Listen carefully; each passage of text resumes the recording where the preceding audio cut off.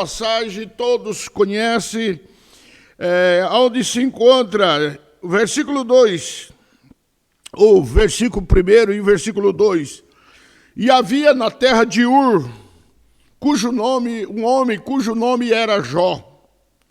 A Bíblia diz que, e esse era homem sincero, reto diante de Deus e fugia da aparência do mal. E nasceram-lhe 7 filhos e 3 filhas. Tá. E a Bíblia vai contar aí que Jó era próspero, Jó era rico, era um homem que tinha o temor de Deus, né? E Jó, ele passou por uma situação, vamos dizer assim, uma prova. Nosso irmão Reinaldo Caiabu, nosso abraço, meu querido. Aleluia. Um abraço para todo mundo aí. E a Bíblia diz que Jó era um homem próspero, rico. E ele tinha um temor que desviava-se do mal. Tinha uma família abençoada. Mas essa tragédia, muitas vezes, nós não estamos ausentes. Mas é o que eu quero adiantar, dar um spoiler aqui dizendo que da tragédia, Deus, ele restaura. Nós sabemos que o inferno, ele tem um esforço, além da medida, para nos destruir, para destruir famílias, para destruir tudo aquilo que Deus construiu, né? Louvado seja o nome do Senhor. E nós vemos, irmãos, hoje as famílias estão sendo bombardeadas. E o arsenal é muito pesado. Aleluia. E nós vamos encontrar, mediante as guerras que nós estamos vendo entre as nações, que as nações eles vão contra o outro com um arsenal pesado. Eles vão com torpedo, mortíferos, né? E nós, no sentido espiritual, as famílias hoje, elas estão sendo, o arsenal é muito grande. Sempre apontando para a destruição da família. É o que aconteceu com a vida de Jó. Isso eu falo em todas as áreas. É a crise conjugal. É a crise do jovem, é a crise dos valores. E as famílias muitas vezes estão perdidas, desorientadas. A educação em relação ao tempo que a gente foram criada, os pais não tinham uma cultura e muitas vezes nós também não tínhamos aquele estudo avançado, mas tinha raiz, tinha uma conservação. Aleluia. E hoje nós estamos vendo que estão tudo perdido. As instituições já não sabem mais o que fazer para reverter essa crise. São as 6 áreas que muitas vezes o inimigo tenta afligir tanto a minha como a sua, como a nossa. Primeiro, ele quer nos tirar o relacionamento com Deus. Ele quer tirar nós do altar. O altar que eu digo é da presença, na oração, na meditação da palavra, na ocupação. Ele quer nos tirar. Ele cria um sistema financeiro que a gente fica mais dependente do emprego, do patrão, e aí nós não temos tempo para servir a Deus. É isso que ele está tirando. Os filhos, o apóstolo Paulo diz que nós chegaria tempo difíceis de criar filhos. Estamos vivendo uns filhos obstinados, teimosos, que não respeita pai, que não respeita mãe. Mas a Bíblia diz, tem um mandamento que diz, honra teu pai e tua mãe, para que prolongue os seus dias na face da terra, que o Senhor teu Deus vos dará. Filho que não respeita pai, não respeita mãe, vamos dizer os mais velhos, eles têm a vida curta. Pode ser culto, pode ser o intelecto, e nós estamos vendo criança hoje morrer na sua adolescência com 16 anos, com 17 anos, porque são rebeldes a pai, são rebeldes a mãe. E o inimigo está atacando hoje também na área da saúde. As pessoas estão dependendo de psicotrópico. E a Bíblia chama de enfermidades espirituais. O inimigo, ele tenta colocar a depressão, ele tenta colocar, descontrolar os batimentos cardiovasculares, e as pessoas dependem do médico. E o que vai acontecer? O psicológico fica ocupado, eu estou doente, não vou viver muito. É isso que o inimigo quer. Já tira a motivação para buscar a presença de Deus, né? Mas nós pregamos um Deus que Ele une toda essa tragédia e traz bênção. A Bíblia diz que Deus, quando criou os céus e a terra era sem forma e vazia, vamos dizer, era uma tragédia, mas Deus do caos, Ele colocou tudo em ordem. Quantos casamentos estão sendo destruídos por coisas banais? Por quê? Porque as pessoas, eles esquecem. Amizade hoje, ninguém senta para bater um papo. Se alguém vai visitar a sua casa, cumprimentou com 2 palavras, me dá a senha do seu Wi-Fi. Irmão, o inimigo, ele quer tirar atenção, porque muitas vezes sabe que você vai levar uma palavra de conforto, e ele cria uma situação para criar uma tragédia. E ali Deus, no verso 8, nós vemos que diz assim: diz o Senhor a Satanás, você observaste o meu servo Jó? Né? Então ali Deus fala do caráter de Jó, um homem temente, um homem que de raiz, um homem firme. E eu quero dizer para você, meu querido, nobre internauta, irmãos em Cristo, ainda que cria-se uma situação, ainda que você vive, nós vivemos uma situação, fica firme no propósito do Senhor. Aleluia. Fica firme, porque Deus, Ele conta comigo e conta com você. E Deus conhece os que são seus.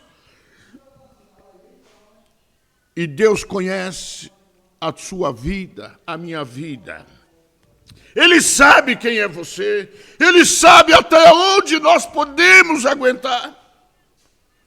E Ele sabe que você não faz o que quer sem antes pedir a permissão. Ele conhece o meu. Ele conhece o teu pensamento. A Bíblia diz lá em Hebreus 4:12 que a palavra, o Espírito Santo, ele tem poder de discernir todas as intenções e os pensamentos, porque ele é onisciente, onipresente. Ele sabia que Jó, ele confiava. Satanás, Deus fala, está vendo, Satanás? E Satanás diz também, quem não é crente, quem não é fiel. O homem tem tudo, tem bens, tem fazenda, tem umas meninas que é uma gata muito bonita, uns moços vistosos, tem muitos empregados. Quem é que não é crente desse jeito? Aleluia! Mas Deus disse, Satanás, vai, toca em tudo que ele tem, poupa só a tua vida. E aí começou a tragédia na vida do nosso querido patriarca Jó. Quem sabe, meu querido, você tem vivido esses momentos. Você tem encontrado na sua caminhada. E você diz, Deus esqueceu. Mas quando você faz uma introspectiva, a tua vida está diante de Deus. Mas nós estamos numa batalha espiritual e Deus conta, Ele conhece a tua estrutura. Não desanima diante dos fatos. Aleluia! E a Bíblia diz que, no verso 9, que Satanás levanta suspeita sobre a motivação de Jó ser um fiel. Aleluia! E levanta uma mentira e diz também, ele serve a ti por interesse. Quantos têm falado para você também? Você só está na igreja porque você é obreiro. Você só vai na igreja porque você tem cargo. Mas deixa Deus tirar o cargo seu. Deixa, irmão, a Bíblia não registra que para ir para o céu você tem que ser obreiro, você tem que ser pastor, você tem que ser ovelha. Você tem que ser crente em Cristo. Não por interesse. Para ir na igreja para se exibir, para mostrar carro, mostrar sua roupa bonita. Não, Satanás também está te observando. Louvado seja o nome do Senhor. Quantos hoje, irmãos, diz, também é crente porque está enriquecendo. E aí entra esse povo correndo atrás de bens material. Campanha de não sei quantas sexta-feira para enricar. Irmão, a Bíblia diz, não junteis tesouro nessa terra, onde a traça e o ferrugem consome, mas juntemos tesouro lá no céu. Aleluia! Mas Jó constituiu um advogado para defender. Aleluia! Nós vimos no verso 12, e diz o Senhor a Satanás que tudo quanto tem está na tua mão, somente contra ele não estenda a tua mão. E Satanás saiu da presença do Senhor. Deus, irmão, ele confiou em Jó. Jó não sabia, mas ele havia sido constituído como advogado. Ainda que eu e você passamos por duras provas, ainda que está passando por momentos difíceis, nós temos um advogado junto ao Pai, que é Jesus Cristo. Aleluia. Isaías 64 e o verso 4. Desde a antiguidade nunca se viu, nem com os ouvidos percebeu. Um Deus além do nosso Deus, que trabalha em prol daquele que nele espera. Deus é teu advogado, meu irmão, minha irmã. Ele está conhecendo a tua causa, ele sabe da tua causa. Ele sabe o que você tem pedido. Aleluia! Deus, ele passa pela terra. Aleluia! E procura aqueles adoradores. Oh, bendito seja o nome do Senhor. E Deus, ele tem zelado pela tua e pela minha reputação, para que o inimigo não venha usufruir, nos naufragando, mas que o Senhor venha nos sustentar. Deus está nesse jogo. Você não está sozinho. Quando Josafá estava na situação, Deus envia e diz, ei, lá em 2 Crônica, essa luta não é tua. Aquietai e vede o livramento do Senhor. Deus está trabalhando. Essa luta não é tua. Aquietai-vos. Aquietai-vos e sabei que o Senhor é Deus. Oh, bendito seja para sempre o nome do Senhor. Quero quase concluir aqui dizendo que Satanás, ele jogou um torpedo dirigível sobre a família de Jó. do capítulo 1, versículo 13 ao versículo 20, Satanás tocou nos bens de Jó. Quem sabe, meu irmão, tem perdido coisas que você não queria ter perdido. Talvez você perdeu o emprego, estava tão bem, tinha até uma proposta. Talvez você perdeu o carro para quitar dívida. Talvez você perdeu a saúde, está perdendo o sono. Mas Deus está no controle de todas as coisas. Oh, bendito seja o nome do Senhor. Nós vemos que Ele usou homens, sabeus, caldeus e roubaram e saquearam. Pai do Senhor, irmã Fran, saquearam tudo do nosso querido irmão Jó. Jó foi abarrota.